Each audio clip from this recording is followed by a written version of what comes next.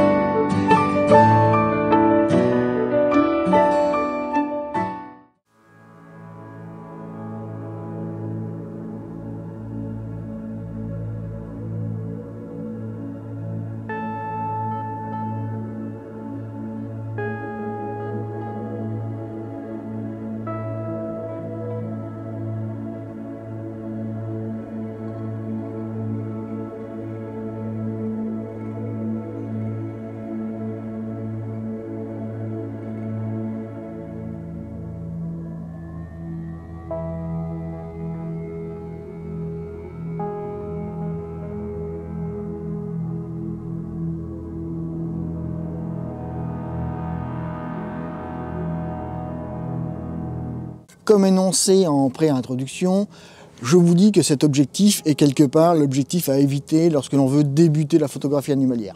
Pourquoi je vous dis ça? C'est pas parce que c'est un mauvais objectif, nous allons le voir après cette petite introduction, mais tout simplement parce que la longueur de focale va vous frustrer. 70-200, comme vous allez pouvoir le constater dans quelques photos, comme d'habitude que je vous mets en démonstration, je vais vous mettre 2 photos, une à 70, l'autre à 200, et vous allez voir que la focale par rapport à un 100-400, eh bien évidemment c'est un peu court. Par contre, le côté positif de ce 70-200 est qu'il vient de sortir une nouvelle version, la version Mark II. Vous allez pouvoir trouver cette nouvelle version sur tous les bons sites internet ou chez votre vendeur photographique de quartier. Le souci, c'est que pour cette vidéo, j'ai voulu faire une vidéo comparative entre le Mark I que j'ai ici et le Mark II, mais je n'ai pas réussi à avoir de Mark II pour faire un test comparatif entre les 2 modèles. J'en suis un petit peu déçu. Comme un youtubeur, pour pas le citer, Damien Bernal, a dit dans une de ses vidéos, il est vrai que les marques au jour d'aujourd'hui, en France, ne jouent pas beaucoup le jeu avec les youtubeurs et ne nous permettent pas beaucoup de mettre en avant leur matériel. C'est un petit peu dommage. Je me suis battu avec quelques marques pour avoir des appareils ou des objectifs de test pour vous montrer sur la chaîne un petit peu les avancées technologiques. Je n'ai eu que très peu de réponses, voire pas du tout. Et quand j'avais des réponses, c'était des réponses un petit peu limite à se moquer de moi. Ceci dit, j'ai réussi quand même avec Sigma à vous avoir le 150-600, donc une des prochaines vidéos qui va sortir sur la chaîne sera le test terrain du 150-600 DGDN pour hybride. Donc, bref, revenons à nos moutons. Ce 70-200. Alors, comme je le disais, vu que le Mark II est sorti il y a quelques semaines, voire quelques mois, vous allez pouvoir maintenant toucher le Mark I aux alentours de 2000 € en neuf. Et avec un peu de chance, si vous avez, encore une fois, de la chance, vous allez pouvoir le trouver sur un site d'occasion ou chez votre vendeur en occasion à des tarifs avoisinant les 1500 €. Donc là, par contre, c'est un très bon investissement parce que c'est un très bon objectif, comme nous allons le voir dans les tests tout à l'heure. Entrons dans le vif du sujet, si vous voulez bien. Présentons un petit peu cet objectif.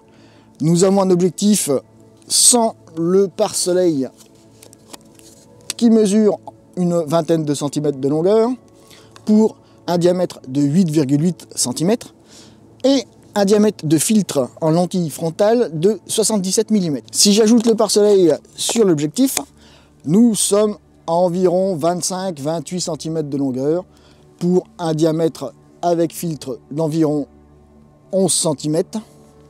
Donc c'est quelque chose qui est quand même, somme toute, relative, très peu encombrant. Il pèse 1,480 kg. C'est un objectif qui est dans la moyenne des objectifs au niveau du poids. À ce compte-là, il est très maniable, il tient bien en main, puisque une fois que vous avez monté votre objectif sur votre appareil photo et que vous le tenez, le total va peser grosso modo dans les 1,6 kg, 1,8 kg en fonction. À ce niveau, vous avez une très bonne prise en main, une très bonne stabilité pour suivre un sujet en mouvement, que ce soit sportif ou animalier. Comme tous les objectifs, maintenant nous avons l'habitude lorsque nous sommes en test sur la chaîne, il y a la bague de mise au point, la bague de focale. Ici, elle est graduée 70, 100, 135, 200. Les 4 boutons qui concernent le fonctionnement de l'objectif, avec le fonctionnement de l'autofocus AF autofocus, MF mode manuel. La plage de fonctionnement de l'autofocus, ici il n'y a que 2 positions. Full, c'est-à-dire de 0,96 mètres, soit 96 cm pour la distance minimale de mise au point. Je vous rappelle que nous sommes équivalents au 100-400 à ce niveau-là.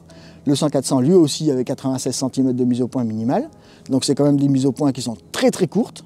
Et pour de la proxy, c'est à noter, parce que à ce niveau-là, ça va être super d'utiliser le 200 ou le 100-400. Mais là, ici, nous sommes pour le 200 en proxy à 200 mm. Nous allons vraiment avoir un bokeh formidable à ce niveau-là et bien détacher notre sujet de l'arrière-plan. Nous en reparlerons. Et la deuxième position qui est de 3 mètres à l'infini. Comparativement, le 100-400 lui avait 3 positions. Je vous renvoie à la vidéo pour vous rappeler et remémorer un petit peu les 3 positions qu'il y avait. Ensuite, nous avons la stabilisation on-off et le mode de stabilisation. Et ici aussi, nous n'avons que 2 positions. La stabilisation en mode 1, c'est-à-dire que le contrôle des mouvements parasites de manière horizontale, et le mode 2, le contrôle des mouvements parasites horizontal et vertical. Il n'y a pas de mode 3, comme vous pouvez vous en rendre compte, puisque cet objectif a quand même 5 ans. Et il y a 5 ans, nous pouvons dire que la stabilisation en 50 ans a fait d'énormes progrès, puisque maintenant, vous avez le mode 3 qui équipe le 100-400, le 200-600 et le 70-200 Mark II. Et là, vous avez une stabilisation dite sportive où vous avez plus de manœuvrabilité pour suivre votre sujet et éviter les flous de bouger. Maintenant, si nous rentrons un petit peu dans le vif du sujet par rapport à la stabilisation, je peux vous dire qu'elle est à la hauteur du 200-600 ou du 100-400. Elle est quand même, somme toute, redoutable. Je vais vous mettre encore une fois des photos d'exemple. J'ai fait une photo à 1/30e, à 1/60e et à 1/90e. Et je peux vous garantir qu'à 1/60e, nous sommes pas mal au niveau du flou de bouger.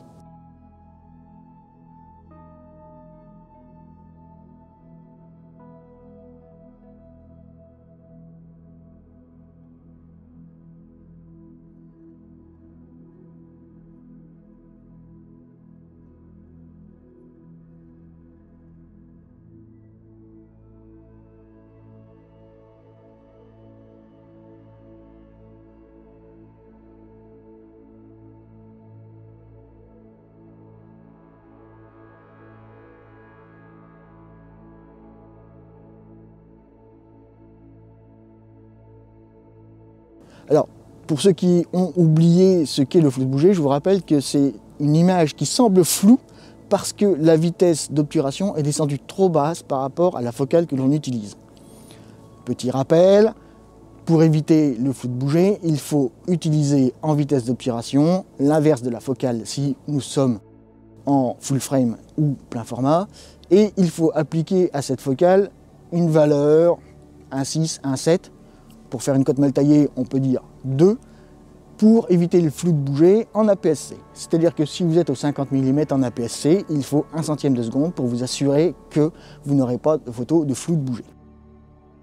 Et grâce à la stabilisation, eh bien, nous allons pouvoir descendre cette vitesse. Et ici, donc au 200 mm, je suis tombé à 1/60 de seconde pour avoir une photo nette à main levée. Nous étions quasiment similaires avec le 100-400. Donc vous pouvez vous rendre compte que la stabilisation à ce niveau-là est quand même très efficace sur ce 70-200.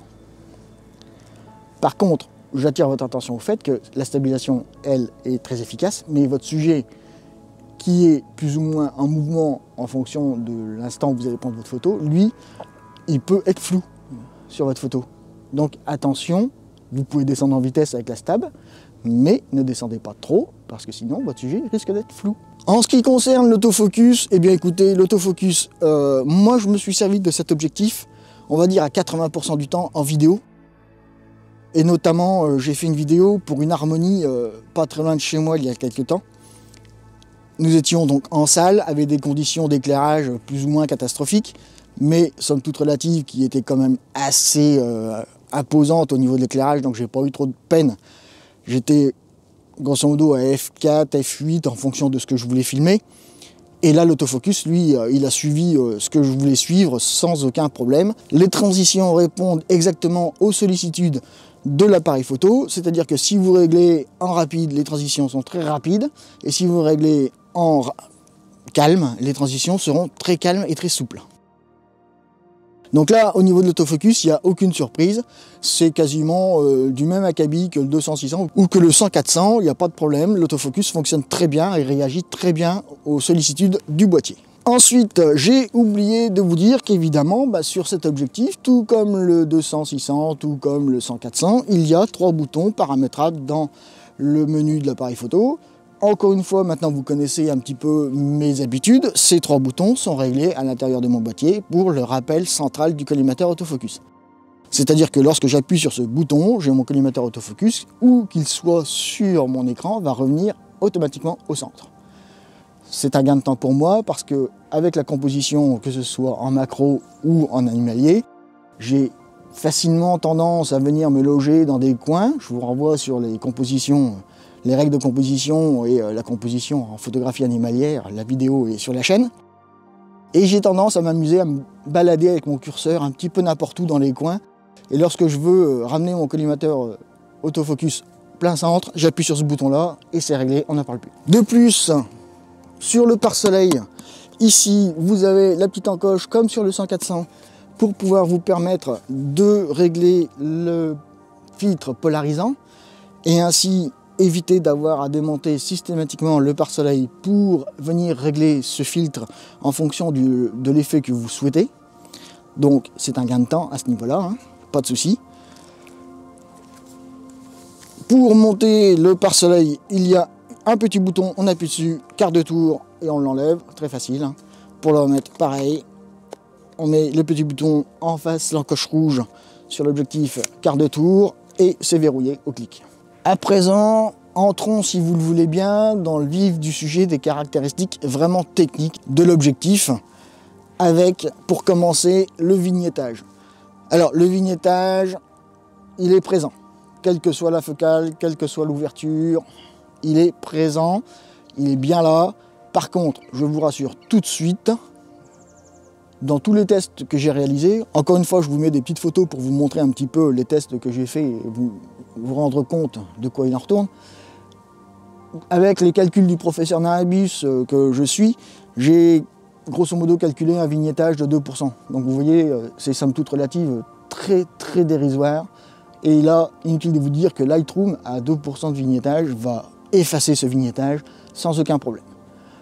Par contre, pour ceux qui sont en JPEG, c'est-à-dire que ceux qui ne souhaitent pas travailler leurs photos en RAW, je vous invite fortement, dans certaines situations et à certaines focales, à surexposer légèrement vos photos d'un niel environ pour complètement effacer ce vignettage. Là, vous n'aurez pas de souci à ce niveau-là, si vous surexposez d'un niel environ vos photos. Alors, à présent, si vous voulez bien, parlons du piqué de cet objectif. Le piqué dans son ensemble est très bon, il n'y a aucune surprise à ce niveau-là. Nous sommes face à un objectif qui pique fort. Par contre, nous ne savons pas pourquoi, mais à certaines focales, le piqué se dégrade fortement. Quelle que soit l'ouverture que vous allez choisir, le piqué sera très bon à excellent en fonction de l'ouverture. En général, de f2.8 à f5.6, 6.3, le piqué se comporte très bien. De f8 à f11, il est excellent. Et par contre, au-delà de f11, il se redégrade de nouveau pour, au-delà de f16, devenir un petit peu en dessous d'un piqué qu'on attendrait de cet objectif. Sinon, au niveau focal, à 70 mm, le piqué est très bon. À 100 mm, il est excellent. À 135, il est excellent aussi. Et à 200 mm, chose un petit peu décevante, le piqué se dégrade un petit peu par rapport aux résultats qu'on pourrait escompter. Encore une fois, nous sommes avec un objectif haut de gamme de Sony, puisque c'est un GM. Et là, je dois dire que le piqué à 200 mm est un petit peu en retrait. C'est dommage. Donc si vous êtes à 200 mm entre f8 et f11, vous allez obtenir un piqué excellent. Par contre, si vous êtes à 200 mm à f2.8, enfin entre f2.8 et f6.3 par exemple, le piqué sera un peu moins bon que ce que vous pourriez escompter. Donc attention à ça.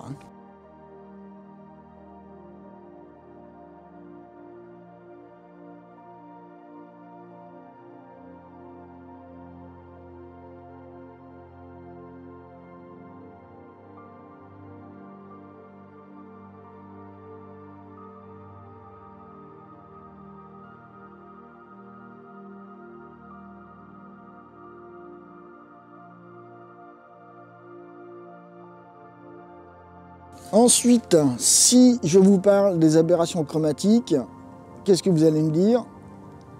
Qu'est-ce que c'est les aberrations chromatiques? Et bien là aussi, je vous renvoie à la vidéo où je traite de tous les défauts de nos optiques et je vous explique un petit peu ce qu'est les défauts optiques de nos objectifs. Alors les aberrations chromatiques de cet objectif, il y en a quelques-unes, mais rien de bien dommageable. Je dois dire que cette optique gère bien les aberrations chromatiques, il n'y a pas de désagréable surprise à ce niveau-là. Il faut faire un petit peu attention dans certaines situations, notamment en contre-jour, mais rien que Lightroom ne puisse récupérer de manière correcte sur le post-traitement.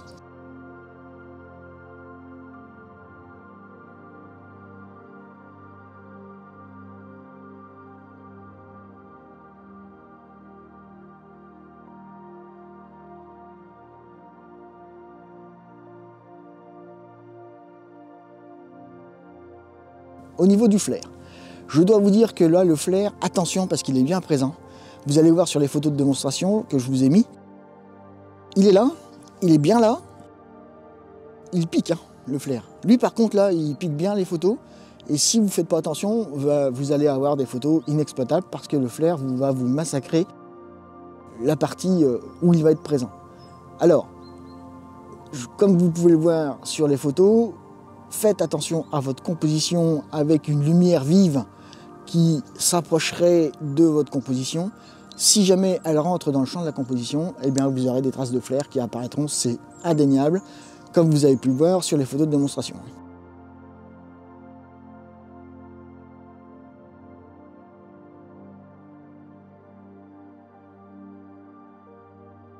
En ce qui concerne les distorsions, effectivement, elles sont présentes. On a une légère distorsion en coussinet.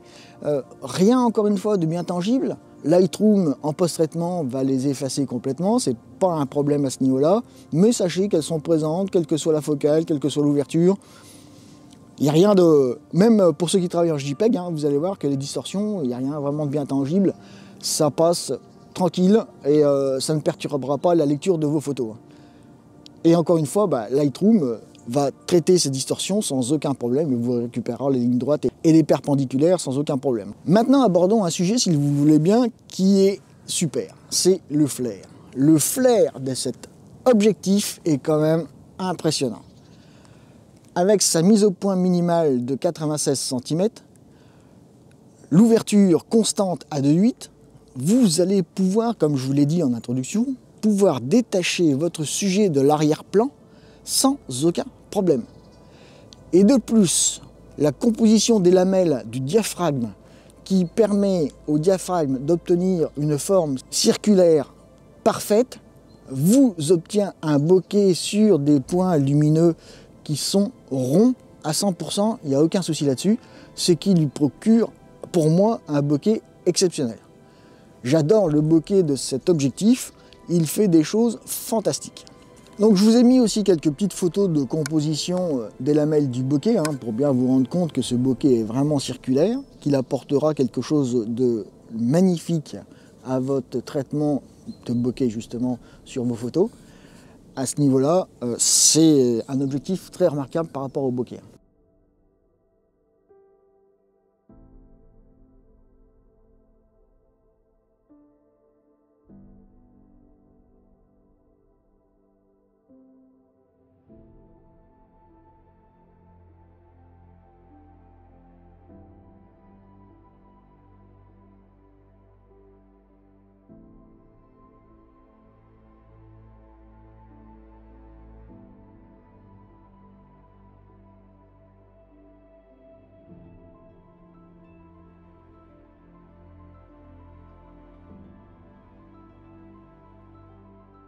Alors, en conclusion, que pouvons-nous dire par rapport à cet objectif?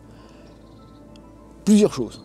La première, somme toute, vous avez pu le comprendre, c'est un objectif que j'affectionne, même si je vais m'en séparer parce que je vais investir dans le 12-24 GM de Sony. Parce que là, bon, le 70-200, pour la vidéo, il est très bien, mais le Mark II, vu qu'il est meilleur à plusieurs points technologiques et techniques par rapport au Mark I, je vais économiser un petit peu pour me payer le Mark II d'ici la fin de l'année, j'espère. Quelque part, je vais m'en séparer à regret parce que je l'aime bien, il fait bien le job. En vidéo, je suis très satisfait de son comportement, il n'y a pas de souci. Comme je vous l'ai dit, je m'en sers à 80% vidéo, donc en photographie, je fais plus de la photo, on va dire, portrait famille. Donc vu que c'est pas trop ma partie, je ne vais pas vous parler de la partie photographie que j'ai faite. Et c'est pour ça que vous ne verrez que très peu de photos que j'ai réalisées avec cet objectif. Mais ces photos, je les ai réalisées dans le cadre de cette vidéo. Donc vous allez plus vous rendre compte de ce que j'ai réussi à faire avec cet objectif. Ça, c'est la première chose. La deuxième chose, c'est que vu que le Mark II est sorti, au niveau tarif, comme je vous l'ai dit, environ 2000-2200 € selon les fournisseurs, regardez-y, prêtez-y attention. Pour ceux qui souhaitent investir dans un 70-200, qui n'ont pas trop les moyens, je pense que c'est un très bon compromis et qu'il ne faut pas le perdre de vue à ce niveau-là parce qu'il y a peut-être un coup à jouer. Ici, il a encore pas mal d'atouts dans sa manche. Même si le Mark II, évidemment, est beaucoup plus intéressant et beaucoup plus évolué. Mais là, encore une fois, nous sommes devant un objectif âgé de 5 ans. Le Mark II, lui, il a quelques semaines, quelques mois. Pour conclure, après ces deux points que nous venons d'évoquer, nous pouvons dire que, techniquement parlant, le vignettage n'est pas inexistant, il est présent, mais nous avons vu que nous pouvons facilement nous en affranchir. Les distorsions, pareil. Le flair, par contre, lui, est vraiment présent si vous ne faites pas attention, donc attention à ce niveau-là. Les aberrations chromatiques, personnellement, je n'en ai jamais subi quelques conséquences que ce soit avec cet objectif. Donc, pour moi, c'est un bon objectif qui mérite qu'on s'y attarde et que l'on réfléchisse à son achat ou pas en fonction de ses moyens. Par contre, je vous rappelle, attention, pour ceux qui pratiquent la photo animalière, 70-200, c'est un peu court. Alors certes, pour débuter, c'est pas mal, ça permet d'apprendre un petit peu à maîtriser un objectif à focale glissante, comme nous pouvons dire. Pour conclure, je vous mets quelques vidéos que j'ai tournées avec le A1 et le 70-200. Je vous mets quelques photos que j'ai faites exprès pour cette vidéo avec le 70-200, évidemment. Vous allez pouvoir vous faire votre idée de la bête et vous dire si j'ai bien fait mon taf ou pas en fonction des tests que j'ai réalisés pour vous. À présent, nous allons terminer ici cette vidéo. Je vous dis, faites-vous plaisir, faites des photos et à bientôt.